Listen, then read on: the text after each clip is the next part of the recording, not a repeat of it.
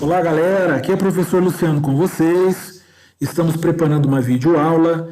É um conteúdo informal, estamos de nossas casas. Eu fiz contato com alguns colegas profissionais para me ajudarem, para não ficar um problema assim solucionado só na minha mente. Mas é uma videoaula para ajudar você que está estudando a disciplina de banco de dados, seja na graduação ou na pós-graduação. Vamos ao problema. O problema passado em uma das disciplinas EAD que nós temos aborda o seguinte: para elaborar um DER que tenha um sistema de uma biblioteca, que tenha registre as reservas dos livros, empréstimos, devoluções, os volumes, os exemplares, e aí conotando os atores e a editora. O enunciado é esse aqui, tem pouca coisa, quase não fala de campos aí utilizados, não fala de valor, datas nem nada, e isso dá a entender que o aluno vai ter que fazer uma análise e falar: olha, faltou uma coisa essencial aqui, nós vamos incrementar, isso não pode faltar no negócio desse.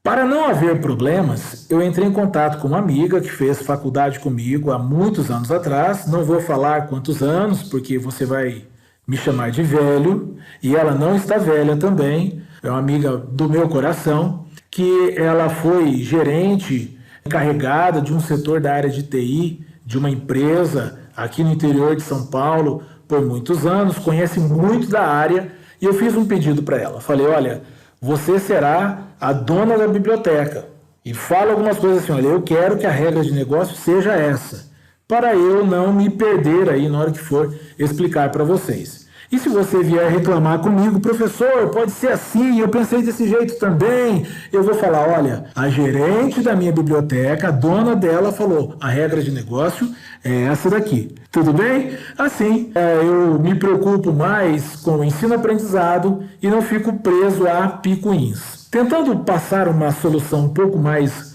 robusta ao problema, porque quando estamos no meio acadêmico, sempre dá uma vontade de fugir da raia, né? Ah, isso é tabela, mas não cria não. Não precisa disso agora. Os volumes aqui, coloca uma coluna lá de quantidade, para quem já trabalha um pouquinho na área, né? Cria uma trigger para ir alterando aquela quantidade. Não precisa ficar preocupado com essas quantidades, fazer select com sum. Eu não penso assim. Entendo que nós temos que destrinchar o máximo possível e olhar para um problema e pensar na melhor solução. É óbvio que não dá para a gente ficar criando colunas e colunas, tabelas e tabelas aqui, porque ficaríamos horas e horas. Eu tenho que ser coeso e ir direto ao assunto para você também não sentir cansaço e conseguir compreender. Então vamos lá, eu anotei em amarelo algumas tabelas que nós vamos criar, já estão criadas no meu caso, para ser mais prático, e explicar por que nós criamos. Ao passar aqui na análise com a dona da biblioteca, e ela é muito brava, ela falou assim: olha, a biblioteca tem que ser uma tabela. E eu perguntei por quê? Porque a biblioteca, eu posso ter várias bibliotecas. Foi assim que ela disse. Portanto, deixamos a biblioteca como uma tabela. É uma tabela que você pode ter a biblioteca 1, 2, 3, 4, 5 e aí por diante. Dentro dessas bibliotecas vão ser cadastrados os livros e os seus exemplares. Aí chegamos na reserva. Uma pessoa, para fazer uma reserva, tem que registrar. Então, vão existir várias reservas e logo uma reserva tem que ser uma tabela. O registrar é uma ação do sistema.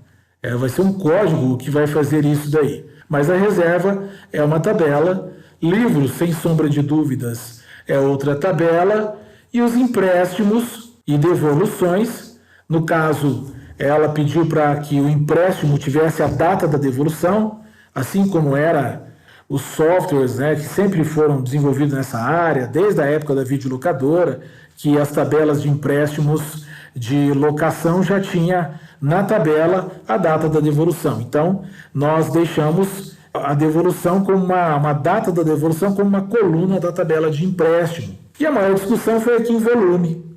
Eu perguntei: e aí, volume, eu vou cadastrar o livro e vai ter uma coluna da quantidade de volumes ou vai ser diferente? E a dona da biblioteca falou assim, olha, cada volume que estiver presente ou não, né, na mão de uma pessoa, de uma biblioteca, vai ter um número diferente, vai ter um código de barra com um número diferente. Não vão haver dois livros, mesmo que seja o mesmo livro, com números de volumes iguais. Portanto, como o número do volume é um número como se fosse um número sequencial, não vão haver dois iguais, logo ele tem que ser uma tabela também. Então, um livro pode ter vários volumes e aqueles volumes estão relacionados ao livro. E no final aqui ele faz uma amarração dos autores com a editora.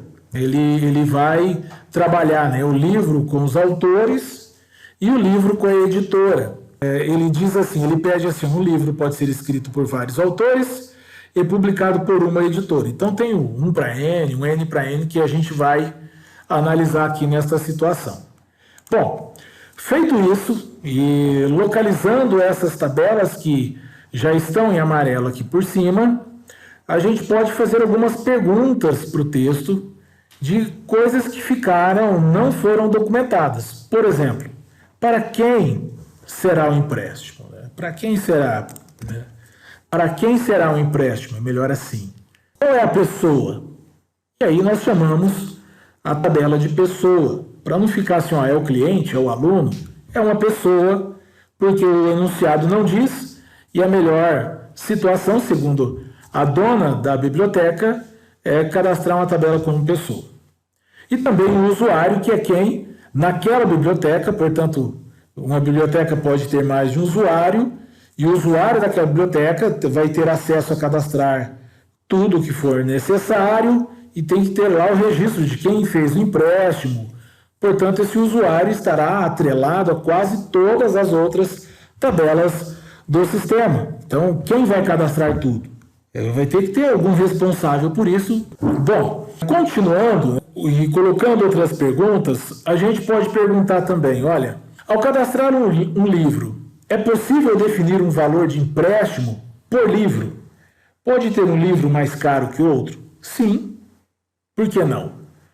Eu quero padronizar. Que padronize, mas você pode ter a flexibilidade de falar assim, olha, esse livro é o livro que sai muito, ou por algum motivo o dono pode definir isso daí e falar, olha, tal livro vai ser um valor e outro livro vai ser um valor menor.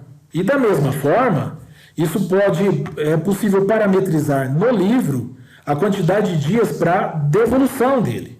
Ou seja, quando nós cadastrarmos a quantidade de dias aqui no livro e o livro for por um empréstimo, o volume daquele livro, caso porque o empréstimo não vai ser do livro, vai ser do volume, mas é no livro que vai estar mostrando a quantidade de dias. Quando isso acontecer, dado o dia atual, o sistema conta mais essa quantidade de dias e já consegue ter ali o dia da devolução do livro. Portanto, isso vai ajudar muito no sistema. O valor, ele já coloca o valor que vai ser da locação, né, no caso do empréstimo, e também o dia da devolução. E aqui, multa dia, a dona da biblioteca falou assim para mim, olha, Luciano, eu quero que a multa por dia seja cadastrada no livro. Então, o livro vai ter uma multa de X reais por dia. E ele vai lá e vai colocar um valor básico aí, com casas decimais se for necessário, por livro, seja de 1 a 10 a 50 a 0 reais. Ok? Fica parametrizado por livro e bem mais fácil para se controlar. Outra pergunta que foi feita a respeito de dados, aqui nós estamos falando de dados, então nós acabamos captando duas tabelas a mais, e sobre dados nós conseguimos ainda detectar no empréstimo, não tinha nada documentado, que o empréstimo tem algumas coisas essenciais. Do que?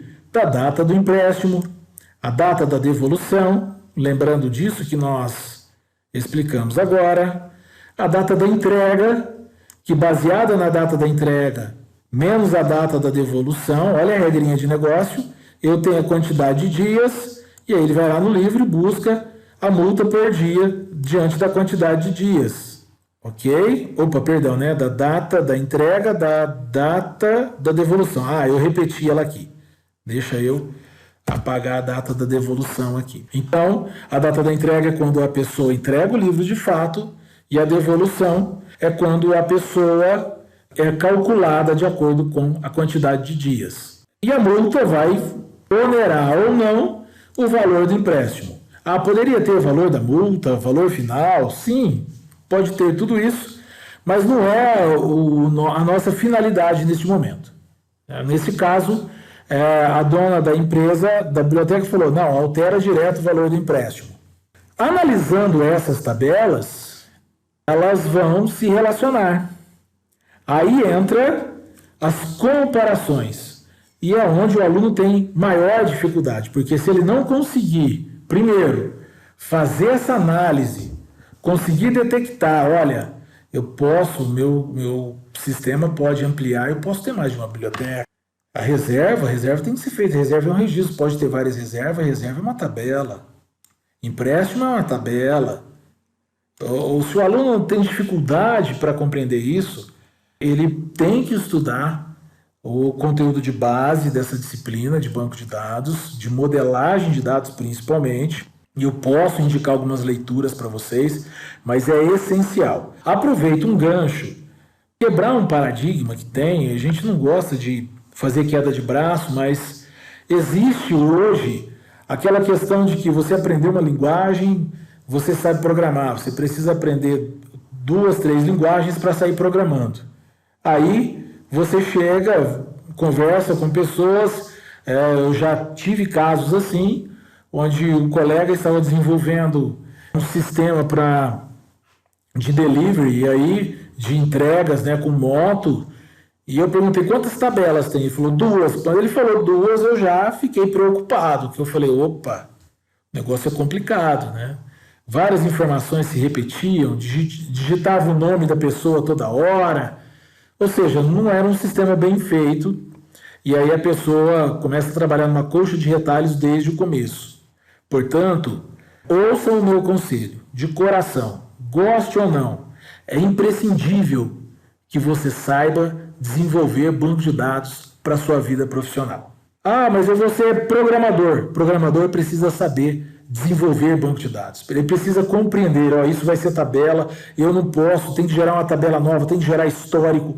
Isso tem que estar bem alinhado aí no seu conhecimento. Professor, então mostra para nós o que é que você colocou aí de tabela com tabela. Livro, lá ele coloca, vamos analisar a regra de negócio aqui. Um livro pode ser escrito por vários autores. Um autor pode escrever quantos livros? Vários livros, não é? Então, N livro. Autor para livro. E o livro pode ser escrito por quantos autores? Aqui, na regra de negócio, o professor está pedindo por vários autores. Portanto, é uma tabela de relacionamento. Essas duas tabelas têm um relacionamento N para N. Logo aqui vai nascer uma tabela nova. Sempre que tem um relacionamento N para N, eu vou mostrar no desenho depois para vocês, nasce uma tabela nova. Depois, livro para a editora.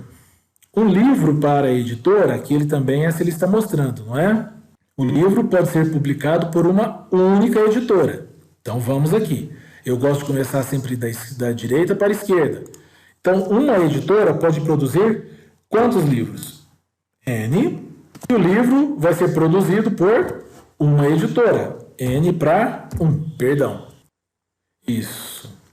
Aqui, eu vou excluir, porque não é o livro que vai. A partir do momento que ela pediu para que cada volume tenha um número, eu não tenho mais um relacionamento de livro com empréstimo. É o volume que vai para o empréstimo. E aí a gente pega o valor que vem do livro. Eu explico isso para vocês. Olhando o livro para volume, os volumes são dos livros, né? São os exemplares do livro.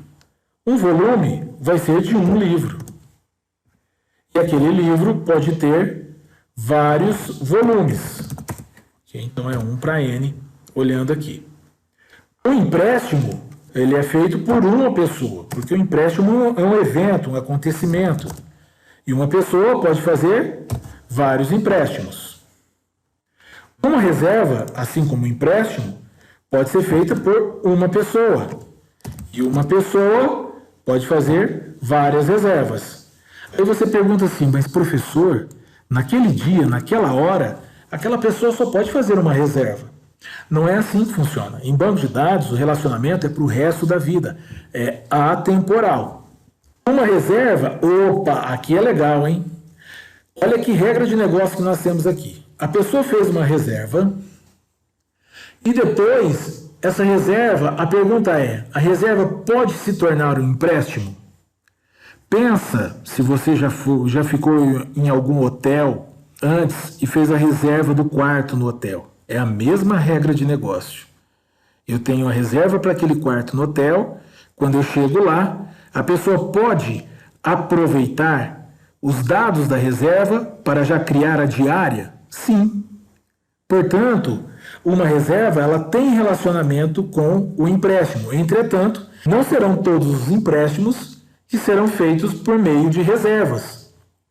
Logo, ela tem que ser uma chave lá no empréstimo, mas ela não pode ser uma chave obrigatória. Vamos trabalhar isso aí lá no desenho também. É muito importante essa questão. E quando nós estudamos isso, é possível falar assim, olha, uma reserva está, um empréstimo tem uma reserva, é feito por uma reserva. E aquela reserva vai estar em só um empréstimo. E aí nós temos um relacionamento 1 para 1. Quando isso acontece, temos que escolher uma das bases que vai ser o N. No caso aqui, certamente vai ser o empréstimo porque ele acontece depois. A reserva sempre vai acontecer antes do empréstimo daquela pessoa, daquele livro, daquela reserva. Professor, explica melhor isso para nós. Na hora que chegar no desenho, eu explico certinho para vocês. A biblioteca, ela está em vários lugares, então podemos dizer assim, a biblioteca, podem ter várias bibliotecas cadastradas. E uma pessoa, ela pode pegar um livro em mais de uma biblioteca? Sim.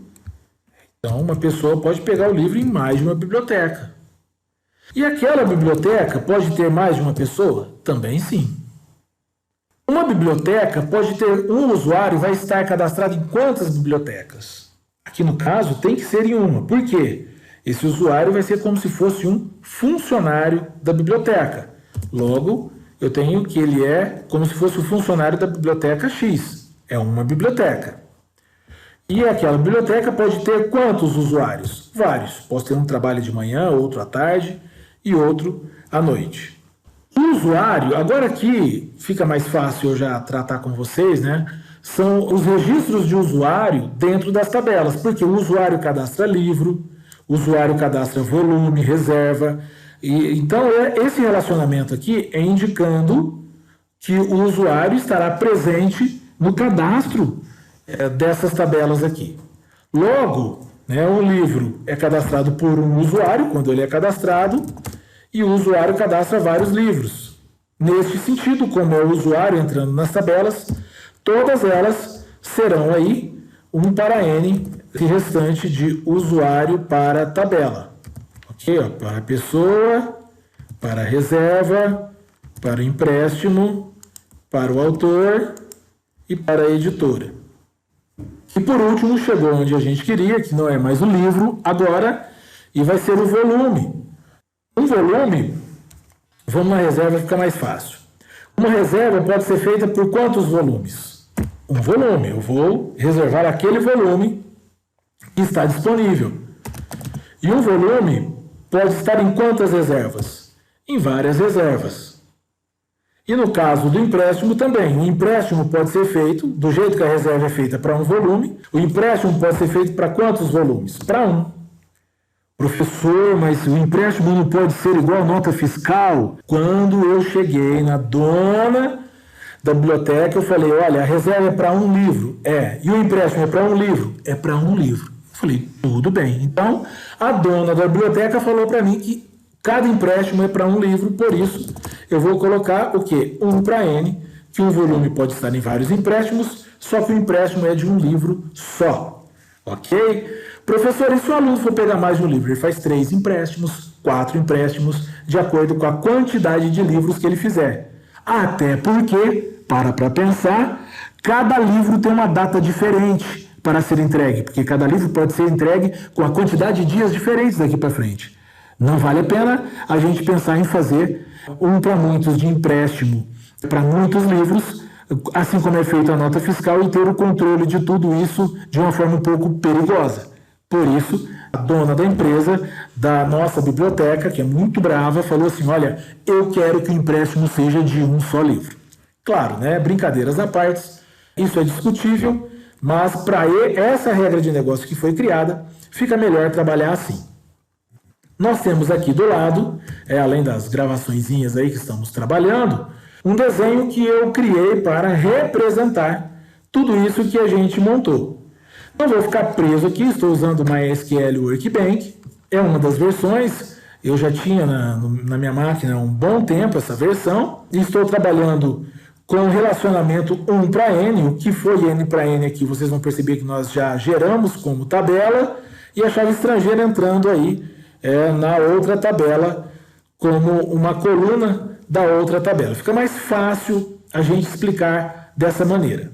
Preste atenção aqui que quando nós ensinamos lá o diagrama entidade-relacionamento, o 1 para N, nesse caso aqui não vai ter N para N, é só 1 para N, o lado N, aqui no caso, será sempre o lado do pé de galinha.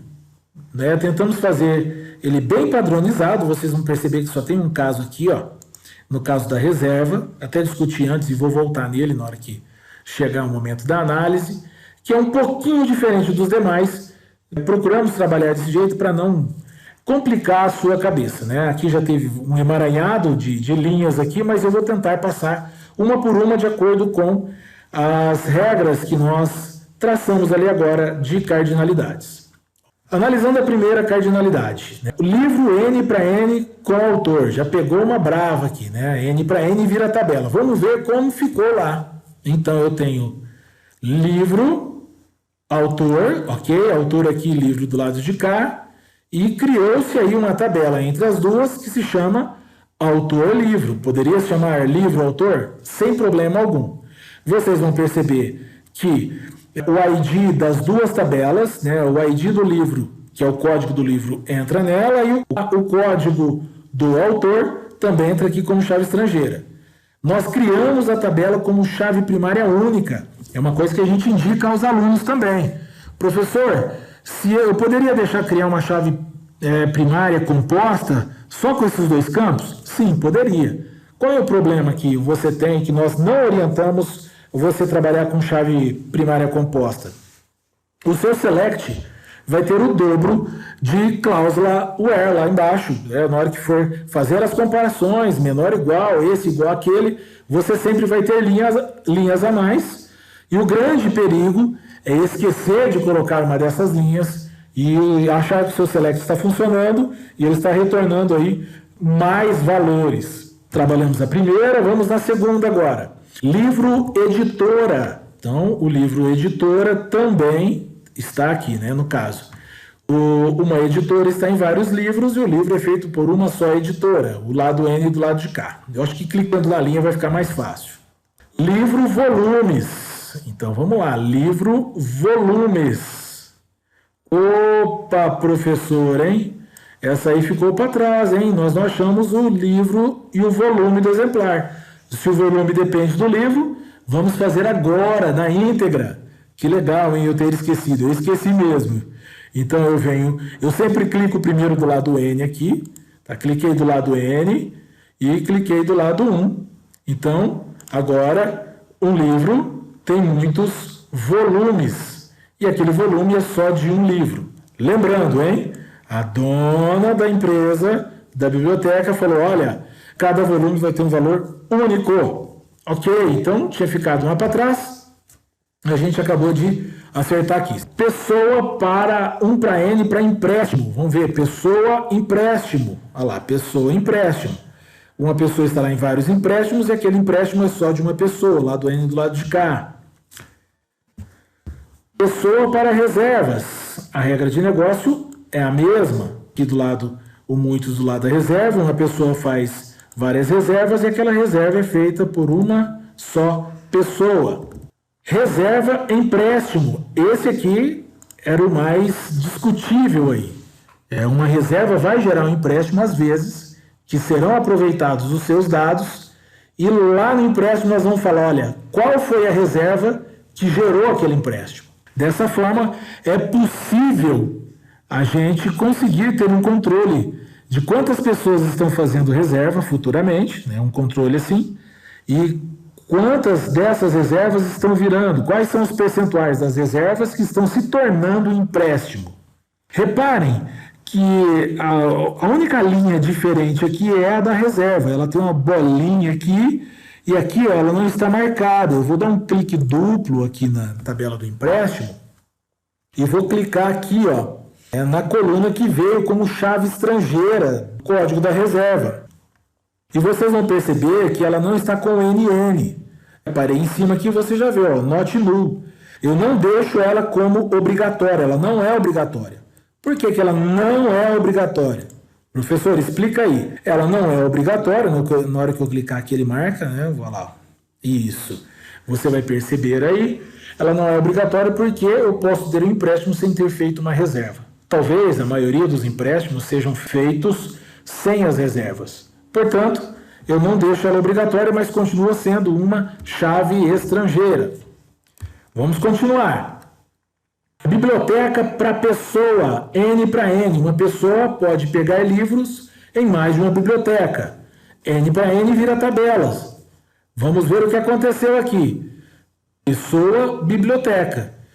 Nós já criamos a chave primária única e cada uma das chaves primárias das outras tabelas entra como chave estrangeira do lado de cá. Ok? Então uma pessoa pode pegar livros em várias bibliotecas e aquela biblioteca certamente vai ter várias pessoas cadastradas nela. A biblioteca com usuário, que é o usuário pensando como um funcionário, um empregado da biblioteca. Então a biblioteca pode ter vários empregados, usuários, e aquele usuário é de uma biblioteca. É possível ter aqui a data do cadastro, questões de RH. Nós não vamos entrar nesse parâmetro para dar tempo aí de você não dormir, para não ficar uma videoaula muito grande. Daqui a pouquinho eu chego numa conclusão aí contigo. O usuário com livro, no caso, o usuário e livro, que o usuário cadastra o livro. Olha lá, usuário, livro, vamos lá, essa daqui, é o usuário livro, e está normal, o usuário cadastra vários livros e o livro é cadastrado por um usuário. Usuário volumes, então o usuário cadastra vários volumes. Pode um usuário cadastrar o livro e outro cadastrar o volume do livro? Claro, se chegaram mais volumes daquele livro e outra pessoa está no momento cadastrando, uma cadastrou o livro lá atrás e outra vai cadastrar os volumes desses respectivos livros. Portanto, não temos aí nenhum problema. Olha o que eu achei aqui, Eu tinha colocado errado lá o livro no empréstimo. Uma vez que o volume não muda, o livro não vai mais no empréstimo. É o volume que vai no empréstimo. Logo nós achamos a linha que estava errada lá, eu tinha programado ela errada aqui também. Portanto, essa linha aqui, o livro não vai. Eu vou deletar essa linha aqui. Achei até estranho, eu vi ela aqui e falei, opa, o que vai no empréstimo é o volume, que é o volume de um livro. Por isso que eu não fico preocupado em falar assim, olha, de onde é esse livro? Porque se eu sei qual é o usuário que cadastrou o livro, eu sei qual é a biblioteca. Senão eu poderia colocar a biblioteca direto aqui, mas pelo usuário nós já sabemos onde é que esse livro está, porque o usuário está relacionado a uma biblioteca. Professor, eu acho melhor colocar a biblioteca aqui dentro. Não tem problema. Puxa a biblioteca aqui para o volume. Eu não vou fazer isso agora, mas você pode tranquilamente, num caso desse, trabalhar dessa forma aí. Não temos dificuldades em relação a isso. Usuário pessoa. Então, um usuário pode cadastrar várias pessoas. O N está do lado de cá e uma pessoa cadastrada por um usuário. Usuário 1 para N com reserva. O usuário é quem vai cadastrar a reserva. Logo, esse usuário 1 para N, agora a gente começa a chegar nos usuários 1 para N com todas. Então, vamos ver aqui, olha lá.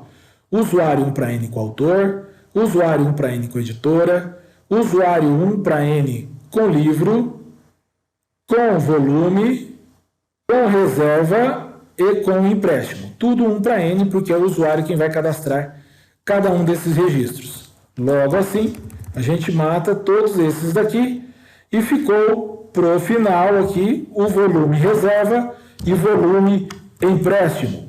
Então o volume aqui está no empréstimo, né? Vamos na reserva primeiro. Será que o papai aqui não colocou, hein? Eu não tinha colocado o volume na reserva. Vamos ver? Não, hein? Ó, olha o volume do exemplar, mas não foi inserido o volume da reserva, tinha ficado para trás. Então vamos lá. A reserva certamente vai receber o lado N do volume. Logo, um volume pode gerar várias reservas. Ô, professor, mas se ele está pedindo o volume, por que tem que pedir a reserva se o volume já está na reserva? Porque quando isso acontecer, quando for essa regra de negócio aqui, pode não ter acontecido isto. Se veio por reserva, nós vamos chegar e jogar nesse campo, olha, quando eu passo aqui, o campo fica vermelhinho aqui, ó, não é? É rosa, né? Porque nessa época a gente acaba enxergando coisa diferente. A informação do volume aqui vem para cá. Mas se ele fez o empréstimo direto, aí o volume vem sem a necessidade da reserva. Portanto, tinha ficado para trás, um volume está em várias reservas e aquela reserva é feita para somente um volume. Aqui, ó, no Workbank, não sei as versões mais novas, mas toda vez que eu faço 1 para N aqui, eu tenho que vir, ó, na tabela e acertar, porque ele coloca o nome da tabela junto com o campo. E não é praxe aí dos colegas, a gente sempre trabalha o mesmo nome de campo para ficar mais fácil de compreender. Eu tinha feito nas outras e nessa daqui eu não fiz. Tem uma que tinha ficado para trás, né? Qual foi aquela que a gente trabalhou? Teve uma, aqui ó, livro na biblioteca, livro volume, perdão. Aqui também, livro volume, eu vou acertar aqui para ficar mais fácil para você entender. Acredito que agora nós tivemos o volume para a reserva e o volume para o empréstimo também de 1 para N. Sendo assim, este é o nosso desenho que fica montadinho aí, né? 1, 2, 3, 4, 5, 6, 7, 8, 9, 10, 11 tabelinhas, que é o mínimo possível para fazer um sisteminha que vai funcionar, fluir legal para uma biblioteca. Se começar a tirar essas tabelas daqui, o nosso sistema começa a ficar capenga. Então, não fique preso a falar assim, professor, mas poderia ter só a tabela de autor, livro, editora e pronto. Eu vi alguns casos assim. Não é assim que funciona. Você, quando vai desenvolver um sistema, tem que procurar conhecer a regra de negócio. Pode ser que nem o próprio dono do negócio saiba de coisas que é necessário no sistema dele.